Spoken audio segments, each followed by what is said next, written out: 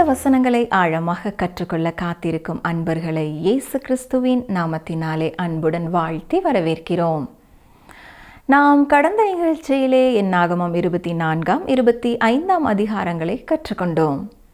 அந்த பாடத்திலே இயேசு கிறிஸ்துவின் இரத்தத்தினாலே மீட்கப்பட்ட தேவனுடைய பிள்ளைகளை அவர் ஒருபோதும் கைவிடுகிறதில்லை என்றும், யார் நமக்கு என்ன ஆலோசனை கொடுத்தாலும் வேத வசனம் என்ன சொல்கிறது என்பதையே கவனித்து ஏற்றுக்கொள்ள வேண்டும் என்றும், துணிகரமாக பாவம் செய்கிற யாராக இருந்தாலும் அவர்களுக்கு நிச்சயமாக தண்டனை உண்டு என்றும் கற்றுக்கொண்டோம். இன்று நாம் என்னாகமம் 26, 27 அதிகாரங்களை கற்றுக்கொள்ள இருக்கிறோம்.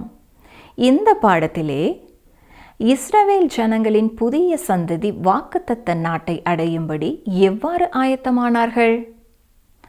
இன்றைய மனிதனின் சுபாவம் எப்படிப்பட்டதாக இருக்கிறது? இன்று நாம் நம்முடைய ஆசீர்வாதங்களை சுதந்திரித்துக் கொள்ள என்ன செய்ய வேண்டும்? அறிந்து கொள்ள வாஞ்சையா? வாருங்கள், இன்றைக்கு பாடத்திற்குள் கடந்து செல்லலாம். பிரியமான வேத ஆராய்ச்சி நேயர்களே, இந்நாட்களிலே இந்த வேத ஆராய்ச்சியிலே நாம் வேத புத்தகத்திலே எண்ணாம புத்தகத்தை கற்றுக்கொண்டிருக்கிறோம். இன்றைய நிகழ்ச்சியிலே எண்ணாமம் 26, 27 அதிகாரங்களை சிந்திக்கப் போகிறோம். இந்த 26 அதிகாரத்திலே ஆண்டவர் கட்டளையிடுகிற இரண்டாவது குடிமதிப்பு, அதாவது ஜனத்தொகை கணக்கெடுப்பை குறித்து நாம் பார்க்கிறோம். ஜனங்களுடைய கணக்கெடுப்பானது சீனாயிலே 38 ஆண்டுகளுக்கு முன் நடந்தது. இப்பொழுது விரைவிலே அவர்கள் கானானை சுதந்தரிக்கப் போகிறார்கள். அந்த தேசமானது 12 கோத்திரங்களுக்கும் பிரித்து கொடுக்கப்பட வேண்டும். இதற்காக குடிமதிப்பு மிக மிக அவசியம். எனவே கணக்கெடுத்தல் நடைபெறுகிறது. எண்ணாமத்தினுடைய ஒரு புதிய பகுதியின் ஆரம்பமாக இந்த அதிகாரம் காணப்படுகிறது. புதிய சந்ததி ஆண்டவருடைய வாக்குத்தத்த நாட்டிற்குள்ளே பிரவேசிப்பதற்கு ஆயத்தமாகிறது. 26 அதிகாரத்திற்கு பின்னால் உள்ள அதிகாரங்களில் அவர்கள் வாக்குத்தத்த நாட்டை அடைவதற்கு ஆயத்தங்களை செய்வதை நாம் பார்க்கிறோம். முதல் மக்கள் தொகை எண்ணப்படும் பொழுது 38 ஆண்டுகளுக்கு முன் லேவியரை தவிர மற்ற இஸ்ரவேலரில் 20 வயதிற்கு மேற்பட்ட ஆண்கள் 6,03,550 என்று நாம் பார்த்தோம். ஆனால் 38 ஆண்டுகளுக்கு பின் 6,01,230 பேர் இருந்தார்கள் என்று பார்க்கிறோம். முதலாவது எண்ணப்பட்டவர்களில் காலேபும் யோசுவாவும் மோசேயும் தவிர மற்ற யாவரும் மரணமடைந்திருந்தார்கள். இங்கே நாம் பார்க்கும் பொழுது மொத்த எண்ணிக்கையிலே 1,820 பேர் குறைவுபட்டவர்களாக இருக்கிறார்கள். இந்த குறைவுக்கு காரணம் என்ன தெரியுமா? ஆண்டவருடைய தண்டனை என்று சொல்வதை விட தேவனால் அழைக்கப்பட்ட, தேவனால் தெரிந்து கொள்ளப்பட்ட பிள்ளைகளின் அவிசுவாசம் என்றே நாம் சொல்லலாம். தேவனுக்கு கீழ்ப்படியாமை அவருடைய சந்ததியின் வளர்ச்சியை குறைத்து விட்டது. கீழ்ப்படியாமைக்கு காரணம் அவிசுவாசம். சிமியோனின் கோத்திரத்திலே 37,000 பேர் குறைவாயிருக்கிறார்கள். என்ன ஒரு வித்தியாசமான எண்ணிக்கை பாருங்கள். ஏன் தெரியுமா? வாதையினாலே இந்த கோத்திரம் அதிகமாக அழிக்கப்பட்டிருந்தது. காரணம், சிம்ரி தேவனுக்கு விரோதமான பாவத்தை சபையார் அனைவருக்கு முன்பாக துணிகரமாய் செய்தான். அவன் வேசித்தனம் பண்ணினான். இந்த சிம்ரி சிமியோன் கோத்திரத்தைச் சேர்ந்தவன். தேவனுடைய வாதை அந்த குடும்பத்தை அதிகமாய் பட்சித்து போட்டது என்று நாம் உணர்ந்து கொள்ள வேண்டும். எனக்கு அன்பான சகோதரனை, சகோதரியே, தேவனுக்கு விரோதமான துணிகரம் கொண்டு நாம் பாவத்திலே நம்மை ஈடுபடுத்திக் கொள்வோம் என்றால் தேவன் நிச்சயமாக பட்சிக்கிற அக்கினியாய் இருக்கிறார். அவர் தம்மை பரியாசம் பண்ணுவதற்கு ஒருபொழுதும் இடம் கொடுப்பதில்லை என்று வேதம் சொல்கிறது. நாம் ஆண்டவரை பரீட்சை பாராதிருக்கவும், ஆண்டவருக்கு பிரியமாய் அவர் எதிர்நோக்குகிற பரிசுத்தத்தை நம்முடைய வாழ்க்கையின் எல்லையெங்கும் கொண்டு தேவனை பிரியப்படுத்தி வாழ ஒருமுறை கூட நாம் அவருடைய கரத்திலே நம்மை ஒப்பு கொடுப்போம். கர்த்தரே நமக்கும் அவருடைய கிருபையை தருவாராக. எண்ணாமம் 14 அதிகாரம் 29 வசனத்தை சற்றே நாம் திருப்பி பார்ப்போம் என்றால், ஆண்டவர் சொல்லுகிற வேதனையான வார்த்தைகள் அங்கே காணப்படுகின்றன. கவனியங்கள், வாசிக்கிறேன். எண்ணாமம் 14 அதிகாரம் 29 வசனம். இந்த வனாந்தரத்தில் உங்கள் பிரேதங்கள் விழும். உங்களில் 20 வயது முதல் அதற்கு மேற்பட்டவர்களாக எண்ணப்பட்டு உங்கள் தொகைக்கு உட்பட்டவர்களும் எனக்கு விரோதமாய் முறுமுறுத்திருக்கிறவர்களுமாகிய அனைவரின் பிரேதங்களும் விழும். கவனித்தீர்களா? கர்த்தரே இதை சொன்னார், இதை நிறைவேற்றினார். பழைய சந்ததி முழுவதுமாய் வனாந்தரத்திலே அழிக்கப்பட்டு விட்டது. இப்பொழுது புதிய சந்ததியினர் இருக்கிறார்கள். பழைய சந்ததியினரில் காலேபும் யோசுவாவும் தவிர அனைவரும் இறந்து போனார்கள். ஆனால் 20 வயதிற்கு கீழானவர்களை கர்த்தர் ஒன்றும் செய்யவில்லை. ஒருவேளை இந்த 20 வயது என்பது நம் வாழ்க்கையை குறித்து நாமே கணக்கு கொடுக்கக்கூடிய ஒரு வயது, உத்தரவாதம் நிறைந்த வயது என்பதை ஆண்டவர் சுட்டி காட்டுவதற்காக இவ்வாறு செய்தாரோ என்னவோ நமக்கு தெரியாது. ஆனால் நமக்கென்று ஒரு உத்தரவாதம் உண்டு. நீங்கள் 20 வயதை கடந்த ஒருவராய் இருப்பீர்கள் என்றால் உங்கள் காரியத்தை குறித்து தேவன் உங்களிடத்திலேயே கணக்கு கேட்பார் என்பதை குறித்து மறந்து போகாதிருங்கள். இந்நாட்களிலே சிறு பிள்ளைகளுக்கு ஞான ஸ்நானம் நாம் கொடுக்கும் பொழுது பெற்றோர் சிறு பிள்ளைகளின் ஆவிக்குரிய வாழ்க்கைக்காக உத்தரவாதம் கொடுக்கிறார்கள். நாங்கள் இவர்களுக்கு பொறுப்பாளிகள், இவர்களுடைய ஆவிக்குரிய நிலைமையிலே இவர்கள் வளர்வதற்கு நாங்கள் உத்தரவாதிகள் என்று பொறுப்பெடுக்கிறார்கள். ஒருவேளை சற்று பின் நாட்களிலே அவர்கள் திருச்சபையின் ஒழுங்கின் பிரகாரமாய் தங்களுக்கு தாங்களே உத்தரவாதிகள் என்று சொல்லி திடப்படுத்தலின் மூலமாக தங்கள் உத்தரவாதத்தை பெற்றுக்கொள்கிறார்கள். சிறு பிள்ளைகளுக்காக உத்தரவாதத்தை கொடுத்திருக்கிற நாம் அந்த உத்தரவாதத்தை நிறைவேற்றுகிறவர்களாக இருக்கிறோமா என்று எண்ணி பார்ப்போம். எந்தெந்த சிறு பிள்ளைகளுக்காக நாம் ஜெபிப்போம் என்று பொறுப்படுத்தோமோ அந்த பிள்ளைகளுக்காக ஜெபிக்கிறோமா என்பதை எண்ணி பார்ப்போம். அந்த பிள்ளைகள் ஓய்வு நாள் பள்ளிக்கு செல்கிறார்களா, வேத வசனங்களை படிக்கிறார்களா என்பதை குறித்து நாம் கருத்துள்ளவர்களாக இருக்கிறோமா என்பதை யோசித்து பார்ப்போம். அந்த பிள்ளைகள் வாசிக்கக்கூடிய நல்ல புத்தகங்களை நாம் வாங்கி கொடுக்கிறோமா என்பதை சற்றே எண்ணி பார்ப்போம். நாம் கொடுக்கும் வாக்குகளை காத்துக்கொள்ள கவனமாயிருக்க வேண்டும். திருமண வாழ்க்கையிலேயும் அநேக உத்தரவாதங்களை கொடுக்கிறோம். உனக்கு நான், எனக்கு நீ என்று சொல்கிறோம். மரணம் பிரிக்கு மட்டும் உன்னை காப்பேன், உன்னை நேசிப்பேன், உனக்கு கீழ்ப்படிவேன் என்றெல்லாம் நாம் பொறுப்பெடுக்கிறோம். இந்த வாக்குறுதிகளை நிறைவேற்றுகிறோமா என்பதை குறித்து கர்த்தர் கவனித்து கொண்டிருக்கிறார்.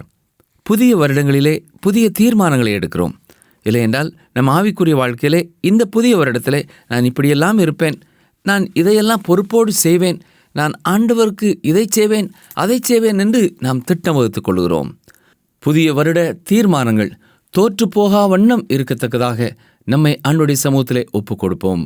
ஆண்டவரே, என்னுடைய தீர்மானங்கள் தோற்றுப்போகாத வண்ணம் அந்த தீர்மானத்திலே நான் நிலைத்திருக்க எனக்கு உமது கிருபையை தாரும் என்று நாம் அவரை நோக்கி கெஞ்சுவோம். நீர் கணக்கு கேட்கும் பொழுது நான் உத்தரவாதி ஐயா, உம்முடைய அன்பின் கரத்தினாலே நான் அரவணைக்கப்பட வேண்டும் ஆண்டவரே, உம்முடைய நியாய தீர்ப்பு எனக்கு எதிராக செயல்பட்டு விடக்கூடாது என்ற வாஞ்சியோடு கூட கெஞ்சுதலோடு அவரண்டை வருவோம். நாம் நம்முடைய உத்தரவாதத்தை நிறைவேற்ற ஆண்டவர் புதிய ஆண்டிலேயும் நம் ஒவ்வொருவருக்கும் கிருபை செய்வாராக. தொடர்ந்து எண்ணாமம் 27ஆம் அதிகாரத்துக்குள்ளே நாம் கடந்து செல்வோம் என்றால், பெண்களின் தேவைகளை ஆண்டவர் அவர்களுக்கு ஆசீர்வாதமாக கொடுக்கிற கிருபையை குறித்தும் மோசேயினுடைய மரணத்திற்கான ஆயத்தத்தை குறித்தும் நாம் பார்க்கிறோம். இந்த 27ஆம் அதிகாரத்திற்கு நாம் ஒரு தலைப்பு கொடுக்க வேண்டும் என்றால் ஒரு புதிய சந்ததி என்று சொல்லலாம். முதலாவது ஜனத்தொகை கணக்கெடுப்பு எண்ணப்படுகிற வேளையிலே இருந்தவர்களிலே இப்பொழுது யோசுவாவும் காலேபும் மோசேயும் மாத்திரமே இருக்கிறார்கள். 40 ஆண்டுகளிலே ஒரு சந்ததியே மாண்டு போய்விடுகிறது. அன்று 20 வயதிற்கு கீழே இருந்தவர்கள் மட்டுமே இப்பொழுது பெரியவர்களாய் இருக்கிறார்கள். இந்த இஸ்ரவேலர்கள் ஒரு புதிய சந்ததியாய் இருக்கிறார்கள். புதிய சந்ததி புதிய பிரச்சனைகளோடு காத்திருக்கிறது. ஒரு சந்ததி மற்ற சந்ததியை புரிந்து கொள்வது ஒரு பிரச்சனையாகவே இருக்கிறது. ஒவ்வொரு சந்ததியும் வெவ்வேறு விதமான பிரச்சனையை எதிர்நோக்குவதை நாம் பார்க்கிறோம். நாம் சிறுவர்களாக இளைஞர்களாக இருந்த பொழுது பெரியவர்கள் அல்லது முதியவர்களுடைய தீர்மானங்கள், அவர்களுடைய ஆலோசனைகள் நமக்கு பிரச்சனைகளாய் தெரிந்தன. ஆனால் நாம் முதியவர்களாகும்போது இளைஞர்களுடைய காரியங்கள் நமக்கு மிக வேதனையானதாய் தெரிகின்றன. இதுதான் இன்றைய மனிதனுடைய சுபாவமாய் இருக்கிறது. இங்கே 27ஆம் அதிகாரம் ஒரு புதிய பிரச்சனையோடு ஆரம்பமாகிறது. இந்த புதிய பிரச்சனையை தீர்ப்பதற்காக மோசேயினிடத்திலே இந்த பிரச்சனை கொண்டு வரப்படுகிறது. மோசேக்கு என்ன செய்வதென்று தெரியவில்லை. அவர் தேவனிடத்திலே முறையிடுகிறார். ஏனென்றால் அண்டைய நாடுகளுடைய சட்டங்களின் பிரகாரமாகவும் இந்த பிரச்சனையிலே பெண்களுக்கு சாதகமான காரியத்தை கொடுக்கக்கூடியதாக இல்லை. ஏனென்றால் பெண்கள் பெண்களாக கருதப்படவில்லை. ஏன், பெண்கள் மனிதர்களாகவே கருதப்படாத ஒரு காலகட்டத்திலே வாழ்ந்து கொண்டிருந்தார்கள். எண்ணாமம் 27ஆம் அதிகாரம் 1ஆம் வசனத்திலே செலோப்பியாத்தின் குமாரத்தியினுடைய பிரச்சனை இங்கே சொல்லப்பட்டிருக்கிறது. இந்த வசனம் மிக அருமையான ஒரு வசனம். கவனிங்கள், வாசிக்கிறேன். யோசேப்பின் குமாரனாகிய மனாசேயின் குடும்பங்களில் மனாசேயின் குமாரனாகிய மாகீரின் மகனான கிலேயாத்துக்கு பிறந்த ஏபேருக்கு புத்திரனாயிருந்த செலோப்பியாத்தின் குமாரத்திகளாகிய மக்லாள், நோவாள், ஒக்லாள், மில்காள், திர்சாள் என்பவர்கள் வந்து பிள்ளைகளுக்கு பெயரிடுவதை குறித்து நாம் சிந்தித்து கொண்டிருப்போம் என்றால் இந்த பிள்ளைகளுடைய பெயர்களிலிருந்து கூட நாம் தெரிவு செய்து கொள்ளலாம். செலோப்பியாத்திற்கு இந்த 5 பெண்கள் மாத்திரமே இருந்திருக்கிறார்கள், ஆண் பிள்ளைகள் இல்லை. எண்ணாமம் 26ஆம் அதிகாரம் 53ஆம் வசனத்தின் பிரகாரமாக ஆண்களுக்கே சொத்தில் உரிமை உண்டு என்று வாசிக்கிறோம். இந்த வாக்குத்தத்த நாடு பிரித்து கொடுக்கப்படுகின்ற பொழுது ஆண்களுக்கு மாத்திரமே கொடுக்கும்படி இந்த உரிமையை ஆண்டவர் அவர்களுக்கு கொடுக்கிறார். ஆனால் மனாசேயின் கோத்திரத்தில் உதித்த செலோப்பியாத் ஆண் வாரிசு இல்லாமல் இறந்து விடுகிறான். இவனது குமாரத்திகளாகிய 5 பெண்களும் இவனது சுதந்திரம் தங்களுக்கும் தங்கள் பிள்ளைகளுக்கும் உரிமையாக வேண்டும் என்று மோசேயினிடத்திலே முறையிடுகிறார்கள். இங்கே தேவனுடைய பார்வையிலே அந்த நிலம் அவருடையது. அவர்கள் அங்கே தங்குகிற பரதேசிகளாய்த்தான் இருந்தார்கள். இந்த அடிப்படையிலே கர்த்தரால் ஒரு குடும்பத்திற்கு கொடுக்கப்பட்ட காணியாட்சி அக்குடும்பத்தினின்று அகன்று விடுவது சரியல்ல என்ற கருத்து எப்பொழுதுமே நிலவி வந்தது. எனவே இது நியாயம் என்று கருதப்பட்டு குமாரன் இல்லாமல் இறந்ததால் குமாரத்திக்கும் குமாரத்தி இல்லாவிட்டால் தகப்பனுக்கு கிட்டின உறவின் முறையானுக்கும் நிலம் கொடுக்கப்பட வேண்டும் என்ற தீர்மானம் இங்கே தேவனால் கொடுக்கப்படுவதை நாம் பார்க்கிறோம். அருமையான சகோதரிகளே, பெண்களுக்கு சம உரிமை பேசும் இந்த நாட்களிலே நாம் வாழ்ந்து கொண்டிருக்கிறோம். தேவன் பெண்களுக்கு அருகிலேயே இருக்கிறார். அவர்களுக்கு சம உரிமை கொடுப்பதிலே தேவனும் சித்தமுள்ளவராய் பொறுப்புள்ளவராய் இருக்கிறார். இன்று மட்டுமல்ல, அன்றும் அவர் அதையே எண்ணமுடையவராய் இருந்தார். ஆண்டவர் அவர்களையும் நேசிக்கிறார். அவர்களையும் அவர்களுக்குரிய பங்குகளை கொடுத்து அவர்களை ஆசீர்வதிக்க வேண்டும் என்று விரும்புகிறார். இதைத்தான் இந்த வேத பகுதி நமக்கு சுட்டி காட்டுகிறது. மோசேயினிடத்தில் வந்து முறையிடுகிறார்கள். ஒருவேளை என்ன சொல்லியிருப்பார்? பிள்ளைகளே, எனக்கு என்ன செய்வதென்றே தெரியவில்லை. ஒன்று நான் செய்கிறேன், சட்டத்திட்டங்களையும் நியாயப்பிரமாணங்களையும் நான் பார்ப்பேன் என்றால் உங்களுக்கு உதவி செய்ய முடியாது. ஒன்று செய்கிறேன், உங்களுடைய காரியத்தை கர்த்தரிடத்திலே நான் எடுத்துச் செல்கிறேன் என்று சொல்லி கர்த்தரை நோக்கி அவர் முறையிட்டிருப்பார். நேர்களே, அநேக நேரங்களிலே நாம் சில காரியங்களுக்கு தீர்வு காண்பதிலே திகைத்தவர்களாய் நடுக்கடலில் அலைந்து கொண்டிருக்கிற ஒரு கப்பலைப் போல அலக்களிக்கப்படுகிறவர்களாய் காணப்படுகிறோமா? சிலருடைய இக்கட்டுகளிலே தேவைகளிலே அவர்கள் நம்மிடத்தில் வந்து கேட்கும் பொழுது அவர்களுக்கு உதவ இயலாதவர்களாய் இருக்கிறோம். ஆனால் எல்லாருக்கும் உதவி செய்யக்கூடிய ஒரு வழியை, ஒரு மார்க்கத்தை தேவன் கொடுத்திருக்கிறார். நீங்களும் நானும் நம்முடைய நேரத்தை கொடுத்து நம்முடைய முழங்கால்களை முடக்கி கர்த்தருடைய பாதத்திலே கடந்து சென்று நாம் கேட்கும் பொழுது கர்த்தர் நம் ஜெபத்திற்கு பதில் கொடுத்து நாம் செய்ய வேண்டிய காரியத்தை நமக்கு சொல்லிக் கொடுக்கிறவராய் இருக்கிறார். இங்கே தேவன் பெண்களின் பக்கமாக பெண்களுடைய உரிமைக்காக செயல்படுகிறார். இது மிக அற்புதமான ஒரு அதிகாரம் என்று கூறலாம்.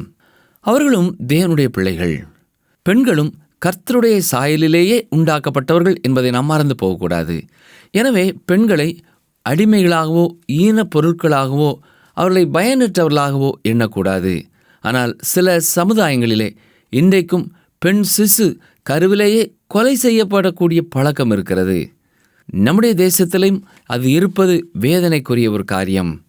அன்புக்குரியவர்களே, பெண் பிள்ளைகளுக்காக ஆண்டவர் நம்மிடத்திலே கணக்கு கேட்பார். ஒரு மிருகத்தை கூட அடித்து கொள்வதற்கு தயங்குகிறோம். ஒரு மிருகம் காணவில்லை என்றால் அதை தேடுகிறோம்.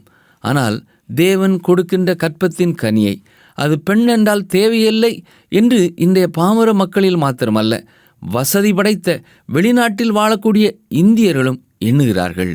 இதுதான் வேதனைக்குரிய ஒரு காரியம். தேவன் பெண்களின் அருகிலே இருக்கிறார். பெண் பிள்ளைகளின் அருகிலே நிற்கிறார். பெண்களுக்காக அவர் வாதாடுகிறார். அருமையான சகோதரிகளே, நீங்கள் தேவனுக்கு நன்றியுள்ளவர்களாக இருங்கள்.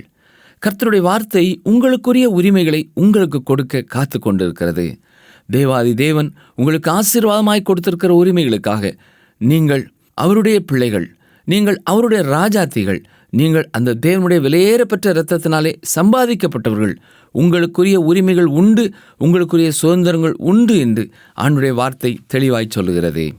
நீங்களும் தேவனுடைய வார்த்தையை இன்னும் அதிகமாய் நேசியுங்கள். ஆண்டவருக்கு உங்கள் அன்பை, உங்கள் நன்றியை தெரிவியுங்கள். எண்ணாமம் 27ஆம் அதிகாரம் 8 முதல் 11 வசனங்களிலே நாம் பார்க்கும் பொழுது அங்கே மற்றொரு சிறப்பான காரியத்தை வாசிக்கிறோம். இது அவருடைய விசுவாசத்தை வெளிப்படுத்துகிறதா இருக்கிறது. ஆம், எபிரேயர் 11ஆம் அதிகாரம் 6ஆம் வசனத்திலே நாம் வாசிப்பது போல, விசுவாசம் இல்லாமல் தேவனுக்கு பிரியமாயிருப்பது கூடாத காரியம்.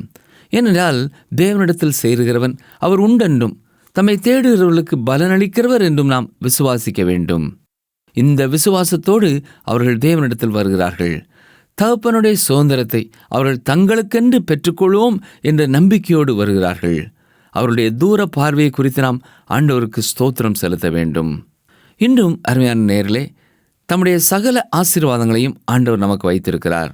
அந்த ஆசீர்வாதங்களை நாம் சுதந்திரித்துக் கொள்ள வேண்டும் என்றால் நாம் தரிசித்து நடவாமல் விசுவாசித்து நடக்கிறவர்களாய் காணப்பட வேண்டும். இதை வலியுறுத்தத்தான் எபேசியருக்கு அப்போஸ்தலனாகிய பவுல் எழுதும் பொழுது 1 அதிகாரம் 3 வசனத்திலே நம்முடைய கர்த்தராகிய இயேசு கிறிஸ்துவின் பிதாவாகிய தேவனுக்கு ஸ்தோத்திரம், அவர் கிறிஸ்துவுக்குள் உன்னதங்களிலே ஆவிக்குரிய சகல ஆசீர்வாதத்தினாலும் நம்மை ஆசீர்வதித்திருக்கிறார் என்று எழுதியிருக்கிறார். நாம் நமது ஆசீர்வாதங்களுக்காக தேவனிடத்திலே சேருகிறவர்களாய் மட்டுமல்ல, விசுவாசத்தோடு நம்பிக்கையோடு தேவன் அதை நமக்கு தருவார் என்ற நிச்சயத்தோடு ஆண்டுடைய சமூகத்திலே கடந்து வர வேண்டும். ஒரு மகன் தன் தகப்பனிடத்திலே எந்த விதத்திலே உரிமையோடு கேட்கிறானோ அதை போல ஆண்டவரிடத்தில் கேட்க வேண்டும். பிச்சை கேட்கிறவர்களைப் போல, கிடைக்குமா கிடைக்காதா என்ற சந்தேகத்தோடு அல்ல, கர்த்தருடைய பிள்ளைகளைப் போல அவரிடத்திலே நாம் வர வேண்டும்.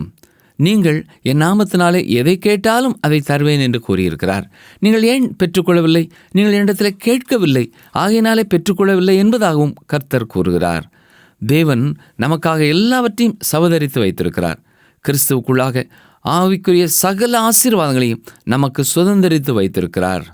செலோப்பியாத்தின் பிள்ளைகளைப் போல விசுவாசத்தோடு நாம் ஆண்டுடைய சமூகத்திலே தைரியமாய் வருவோம். அவர் நமக்கு செவி கொடுக்கிறவராய் இருக்கிறபடினாலே தைரியமாக கிருபாசன தண்டையிலே சேர கடவோம் என்று கர்த்தருடைய வார்த்தை சொல்லுகிறது. எனவே நாமும் தைரியமாய் அவருடைய கிருபாசன தண்டையிலே கடந்து வருவோம், ஆசீர்வாதங்களை பெற்றுக்கொள்வோம். நிகழ்ச்சியை கேட்டுக்கொண்டிருக்கிற எனக்கு அருமையான சகோதரனே, சகோதரியே, உங்கள் பெற்றோருடைய சொத்துக்களை நீங்கள் குடும்ப அங்கத்தினர்களாக பிரித்து கொள்ளும் பொழுது எல்லாருக்கும் சம பங்கை கொடுக்கிறீர்களா என்பதை குறித்து ஜாக்கிரதையாயிருங்கள். அவர்கள் பெண் பிள்ளைகள் தானே, அவர்களுக்கு திருமணத்தின் பொழுது எவ்வளவோ கொடுத்து விட்டோமே என்றல்ல, தேவனுடைய கட்டளைக்கு நான் கீழ்ப்படுகிறேன் என்ற எண்ணத்தோடு உங்கள் சகோதரிகளுக்கு சேர வேண்டிய உங்கள் பெற்றோரின் சொத்துக்களை சம பங்காக அவர்களுக்கும் கொடுங்கள். அதுவே உங்களுக்கு ஆசீர்வாதம். உங்கள் சகோதரிகளுக்கு செல்ல வேண்டிய சொத்துக்களை நீங்கள் எடுத்துக்கொள்வீர்கள் என்றால் அது உங்களுக்கும் உங்கள் சந்ததியினருக்கும் ஆசீர்வாதமாக அல்ல, சாபமாய் மாறக்கூடிய வாய்ப்பு இருக்கிறது.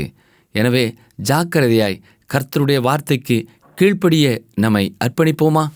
என்னாகும் 27 அதிகாரம் 15 முதல் 17 வசனம் வரை உள்ள பகுதியிலே மோசேயின் மற்றும் ஒரு சிறப்பு அம்சத்தை நாம் பார்க்க முடியும். கர்த்தர் மோசேயின் மரணத்தை குறித்து கூறுகிறார்.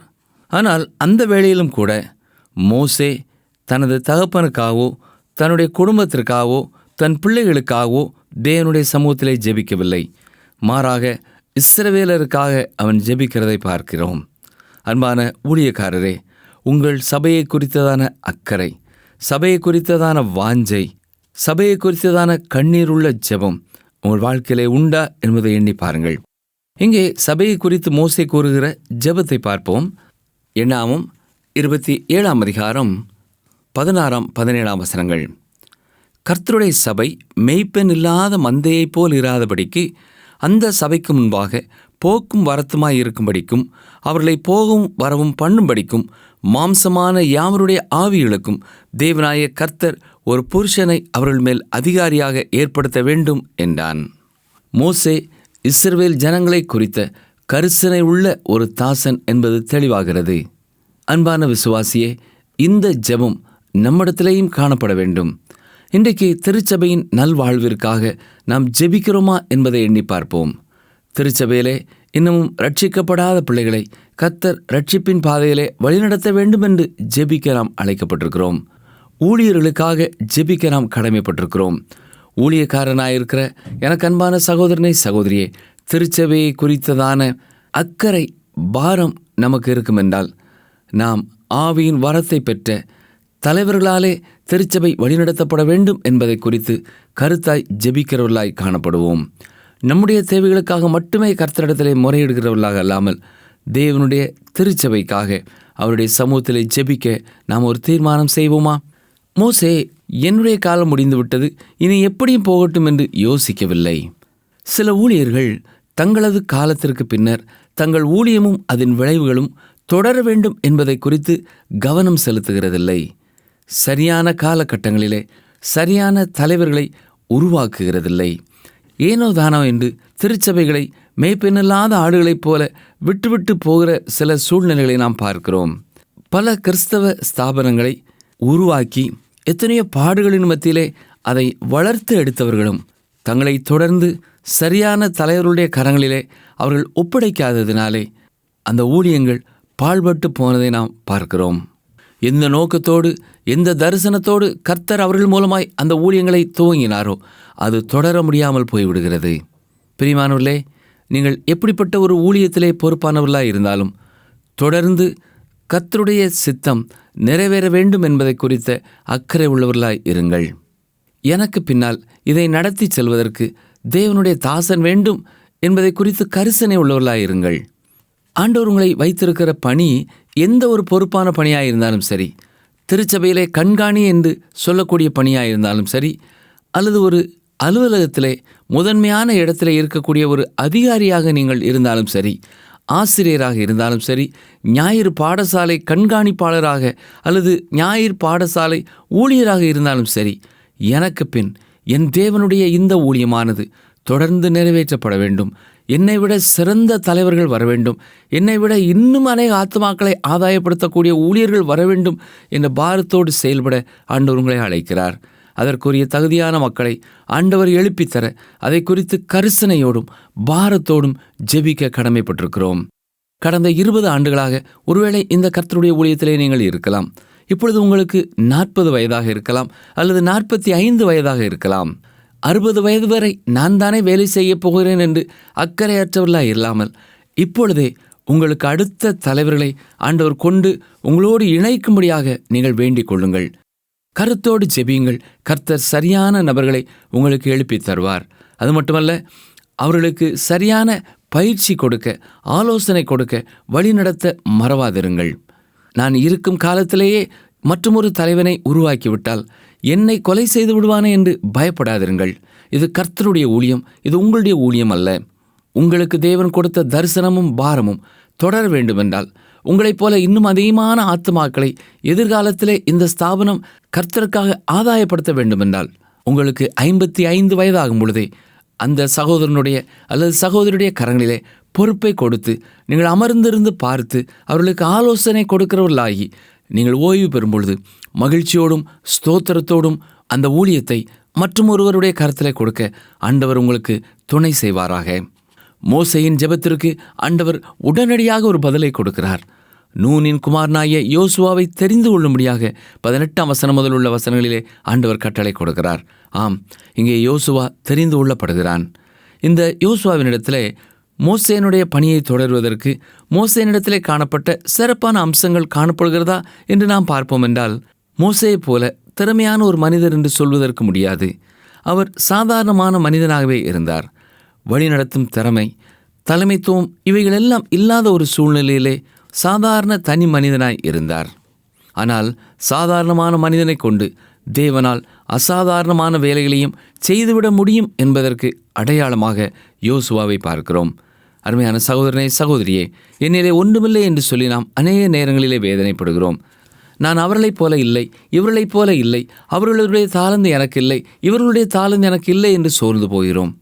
ஆனால் நாம் இருக்கும் வண்ணமாக கர்த்தரிடத்தில் நம்மை ஒப்படைக்கும் பொழுது நமக்கு தேவையான தாளந்துகளையும் திறமைகளையும் கர்த்தர் நம்மிலே கொடுத்து நம்மையும் பயன்படுத்த அவர் ஆவல் உள்ளவராயிருக்கிறார். அன்பர்களே, இந்த நாளிலும் நாம் கற்றுக்கொண்ட பாடங்கள் உங்கள் ஆவிக்குரிய வாழ்க்கைக்கு பிரயோஜனமுள்ளதாக இருந்திருக்கும் என்று நம்புகிறோம். அவைகளில் சிலதை சற்று ஞாபகப்படுத்திக் கொள்வோமா? தேவனுக்கு விரோதமாக நாம் துணிகரம் கொண்டு நாம் பாவத்திலே நம்மை ஈடுபடுத்திக் கொள்வோம் என்றால் தேவன் நிச்சயமாக பட்சிக்கிற அக்கினியாக இருக்கிறார். 20 வயது என்பது நம் வாழ்க்கையை குறித்து நாமே கணக்கு கொடுக்கக்கூடிய உத்தரவாதம் நிறைந்த வயது. நாம் கொடுக்கும் வாக்குகளை காத்து கொள்ள நாம் கவனமாக இருக்க வேண்டும். தேவன் பெண்களுக்கு அருகிலே இருக்கிறார்.